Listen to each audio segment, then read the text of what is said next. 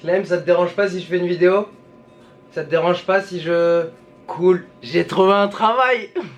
Yes. Maintenant on tournera sûrement les vidéos ici. Et salut l'équipe, c'est Samy pour Après Sports News, j'espère que vous avez la pêche. Et ouais mon pote, 2 vidéos en 2 jours. Aujourd'hui on parle d'un sujet différent, la Coupe du Monde, c'est demain.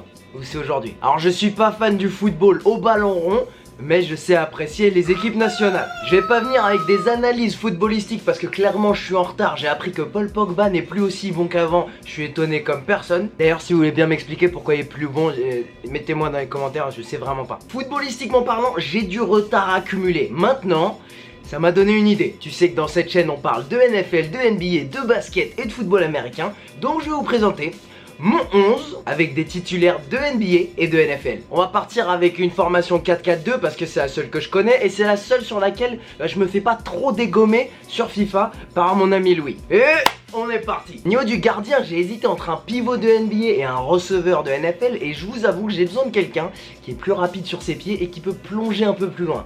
Donc j'ai penché vers un receveur de NFL. J'ai besoin de quelqu'un de grand qui a beaucoup de prestance. J'ai vite pensé à Julio Jones, le receveur des Falcons. Alors je comprends qu'un goal, il attrape pas souvent les ballons, il les boxe, mais pour son amplitude, pour sa rapidité sur ses pieds, on va choisir Julio. On part sur mes 2 défenseurs extérieurs. Et si je ne m'abuse, le peu de connaissances que j'ai, je peux comparer les défenseurs extérieurs à des cornerbacks en NFL. Donc j'ai un tandem de 2 joueurs qui peuvent vraiment coller à quelqu'un et te mener la vie dure pendant 90 minutes. On commence avec Jalen Ramsey des Jaguars et de l'autre côté Xavier Rhodes des Vikings. Avec ça je peux t'assurer que les ailiers d'en face ils seront pas à l'aise pendant 90 minutes. Au niveau des défenseurs intérieurs, bon j'ai mis des footballeurs américains à l'extérieur.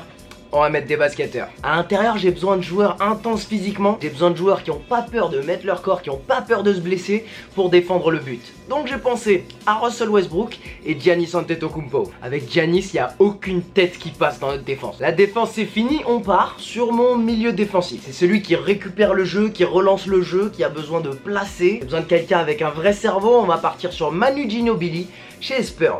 Ça aide qu'il soit argentin et ça aide que ça soit un vétéran. Le milieu offensif, c'est impossible de le donner à quelqu'un d'autre que Steve Nash, l'ancien meneur des Suns, l'ancien MVP, qui a rendu possible le système offensif de Mike D'Antoni. Et avant le basket, il avait une possibilité de faire une carrière dans le foot. Maintenant, il bosse pour Bleacher Report dans leur section soccer. Sur les ailes, je me dis que j'ai besoin de un joueur avec une grosse jambe, un frappeur pour mes coups de pied arrêtés, quelqu'un qui est précis et qui a une jambe lourde. On part sur Marquette King, l'ancien punter des Raiders qui est maintenant chez les Broncos. Sur l'aile droite, j'ai besoin d'un joueur qui avait vraiment la capacité de faire du soccer après sa carrière de NFL. On part sur Chad Johnson Ochocinco qui jouait chez les Bengals. Au niveau technique, au niveau jeu de jambes, au niveau de ses connaissances dans le football, Chad Johnson il sait y faire. En attaque, j'ai besoin de killer, j'ai besoin de précision. On commence par Odell Beckham qui nous a montré plein de fois sur les réseaux sociaux qu'il a des qualités de joueur de foot. Pendant ses tournées en Europe, il a pu le montrer d'autres fois aussi. Et il a dit dans des interviews qu'il pense aussi qu'il aurait pu avoir une carrière dans le soccer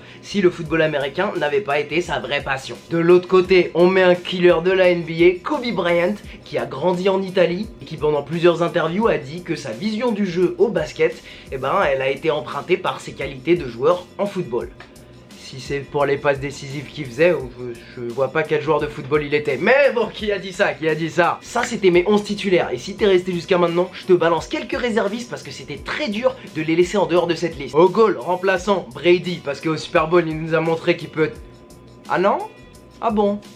Ah bon? En défense intérieure, du gros gabarit, Ndamukong Kangsu était un ancien joueur de soccer. Il a même kické un field goal ou un extra point si je me rappelle bien. Il était très bon très jeune et il était passionné par le football. Et sa prise de masse l'a empêché d'être un joueur de football professionnel. Il s'en est bien sorti. À côté de lui en réserviste défenseur intérieur, Rob Gronkowski. J'avais envie de masse. Personne rentrera dans notre surface de réparation. Milieu offensif pour remplacer Steve Nash. Bien sûr Steph Curry qui peut tirer du milieu de terrain et être une menace pour marquer. Pour mes 2 ailiers remplaçants, j'ai besoin de joueurs qui ont du poumon et qui peuvent venir mettre vraiment un coup de peps si j'en ai besoin. John Wall et Victor Oladipo. Et en attaquant réserviste, un dernier joueur de NFL qui utilisait des entraînements de soccer pour pratiquer son jeu de pied. Wes Welker des Patriots. En tout cas l'équipe, ça c'était mon 11 de joueurs NBA ou NFL. Ils ont beaucoup de talent et je pense que ça ferait une sacrée bonne équipe. La Coupe du Monde, ça commence. J'ai hâte de voir ce que ça va donné et je suis derrière la France. Je me rappelle toujours il y a 4 ans, la France contre l'Allemagne, c'était le match le plus dur pour eux.